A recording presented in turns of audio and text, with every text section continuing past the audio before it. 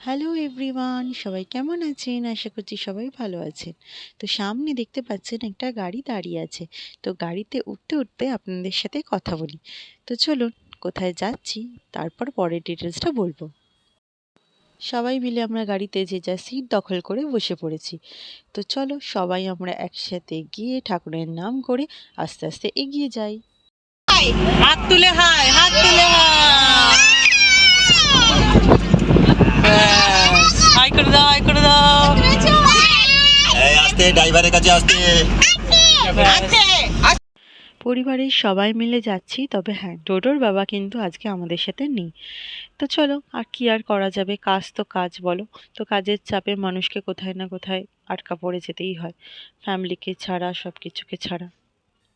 আগে প্রত্যেকটা প্রোগ্রামে ও বলতো যে চলো এখন আমি আছি, কিন্তু কাজের যখন চাপ পড়বে আমাকে কিন্তু কোনো কিছুতে পাশে পাবে না। তো একটু একটু করে নিজের মনকে শক্ত করে নিলাম। তো চলে এলাম আমরা মেলার মধ্যে। তো আমরা এসেছি, এটা তুলসী চারা মেলা। এটা পূর্ব মেদিনীপুরের খুব ফেমাস একটা মেলা। সবাই মোটামুটি এখানকার মানুষ এই মেলায় এসে থাকে। এই যে স্পটটার মধ্যে আমরা যাচ্ছি সেটা অনেকে পিকনিক করে। তো আমরা একটু দুপুরের খাওয়া দাওয়া সেরে নিয়ে চলে যাব আমরা মেলার ভিতরে। মধ্যিখানে আমাদের একটা সমস্যা হয়েছিল, আমার মা একটু অসুস্থ হয়ে গেছিল। সেই জন্য আমরা সবাই খুব টেনশনে পড়ে গেছিলাম। তো ভগবানের নাম করে সব কিছু ছেড়ে রেখে আমরা মাকে বললাম যে তুমি হাঁটতে পারবে কিনা, সুস্থ আছো কিনা। তো সেসব ভেবে তো একটু এগিয়ে যাচ্ছি এবার মেলার দিকে। তো আমি চেষ্টা করব আপনাদের সাথে কিছু না কিছু শেয়ার করার। যতটা পেরেছি তুলে ধরার চেষ্টা করেছি। আসলে মন মেজাজ খুব একটা ভালো ছিল না, তো তাও আপনাদের সাথে আমি কিছু জিনিস শেয়ার করে নেব। এই হচ্ছে মেলার প্রবেশের পথ। দেখে মনে হচ্ছে দার্জিলিং ঘুরতে চলে এসেছি। একদম ঢালু জমি দিয়ে আমরা নিচের দিকে নেমে যাচ্ছি। পুরো জায়গাটা কিন্তু পুরো ধান ক্ষেতের ওপরে মেলাটা বসে। তো মোটামুটি মকর সংক্রান্তিতে এই মেলাটা শুরু হয়। এখানে যে মেন ভগবান আছে সেই ভগবানের দর্শন আমি কিছুক্ষণ পরে আপনাদের সাথে করাবো। তো সেই ভগবানের উদ্দেশ্য করে এই মেলাটা হয়ে থাকে। মকর সংক্রান্তির দিন কিন্তু এই মেলাটা শুরু হয়। সাধারণত অনেক মেলায় যা যা জিনিস দেখতে পাই সবই রয়েছে, তবে কিছু কিছু স্পেসিফিক জিনিস এখানে আমরা দেখতে পাবো। এখানে দেখুন সেই ছোটবেলার ঘূর্ণিটা আমি ক্যাপচার করে নিলাম। এখানে দেখতে পাচ্ছেন পুরো বস্তায় বস্তায় তুলো। এখানে এই মেলাটার মধ্যে মেন আকর্ষণ হচ্ছে যে এই রকম ধরনের তুলো কিন্তু এনারা বিক্রি করেন। তো কিলো কিলো তুলো মানুষ বাড়িতে নিয়ে যান বালিশ বানানোর জন্য বা বিভিন্ন রকম জিনিস বানানোর জন্য। চাইলে কিন্তু আপনারা এখান থেকে বালিশ তৈরি করেও নিয়ে যেতে পারেন, কারণ এখানে তুলোর জিনিসটার দামটা কিন্তু প্রচুর প্রচুর প্রচুর সস্তা পড়ে।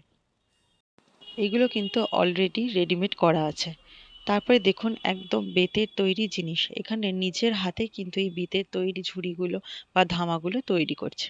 এখানে দেখুন কত ধরনের চন্দন কাঠ কিন্তু এনারা দেখলাম নিজের হাতেও কিন্তু কাটছে। কাঠ কেটে সেটাকে সেপ দিয়ে বিক্রি করছে। আর রয়েছে বিভিন্ন বড় বড় বাসন, যেগুলো কিন্তু একদম জলের দামে। আমি যদি বলি যে অনেকে তর্ক করবে আমার সাথে বড় বাজারে সস্তা, অবশ্যই বড় বাজারে সস্তা, কিন্তু এখানে নিত্য প্রয়োজনীয় জিনিস কিন্তু অনেকটাই সস্তা। এখানে আমাদের দুই মেয়ে একদম ফুলকুমারী সেজে রয়েছে। দুজনে মাথার মধ্যে দুটো ফুলের হেয়ার ব্যান্ড কিনে নিয়েছে আর সুন্দর করে চুড়ি পরে আমাকে দেখাচ্ছে যে আমি সুন্দর করে চুড়ি পরে নিয়েছি। এখানে সামনে আপনারা দেখতে পাচ্ছেন একটা নদী আর সাঁকো। এই নদীটাকে আমাদের পেরাতে হবে এই সাঁকোর মাধ্যমে। এই নদীটার নাম আমরা কিন্তু অনেকেই শুনে থাকবো। এই নদীটার নাম হচ্ছে কেলেঘাই নদী। এই নদীটার উপর দিয়ে এই সাঁকোটা এনারা এই মেলার উদ্দেশ্যে তৈরি করে থাকেন, যাতে ভগবানের আমরা দর্শন করতে পারি। এই সাঁকোর মাধ্যমে নদীটাকে পেরালেই আমরা কিন্তু ভগবানের দর্শন করতে পারবো। সারাদিনে কয়েক হাজার হাজার কিংবা লাখো লাখো মানুষ কিন্তু এই ব্রিজের মাধ্যমেই এই নদীটাকে পেরিয়ে থাকেন। তার জন্য কিন্তু এনাদের মাথা পিছু 3 টাকা করে ভাড়া দিতে হয়। তারপরে দেখতে পাবেন এরকম ঘরের মধ্যে রাখা বড় বড় ট্র্যাঙ্ক। গ্রামের দিকের মানুষরা এই ট্র্যাঙ্কগুলো কিন্তু একটু বেশি ব্যবহার করেন। এগুলো কিন্তু এখানে এনারা নিজের হাতেই তৈরি করে থাকেন। এই দেখুন সাঁকো যারা টাকা নিয়ে থাকেন। তবে হ্যাঁ, এবার ভগবানের উদ্দেশ্যে বলবো, এই যে কেলেঘাই নদী দেখছেন, এই নদীতে এখানে যারা স্নান করেন, স্নান করে এই নদী থেকে মাটি নিয়ে গিয়ে একদম উচ্চ যে শৃঙ্গতে দেখাবো আমি, সেই শৃঙ্গতে কিন্তু মাটিটাকে ফেলতে হয়।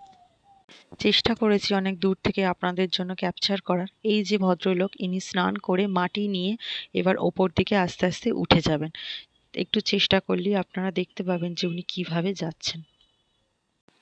পৌরাণিক কথাতে আমরা শুনেছি ভগবানকে পেতে গেলে কিন্তু সত্যিই কষ্ট পেতে হয়। ভগবানকে দর্শন করার জন্য মীরাও কিন্তু অনেক কষ্ট করেছেন। এরকম অনেকেই কিন্তু অনেক কষ্ট করেছেন।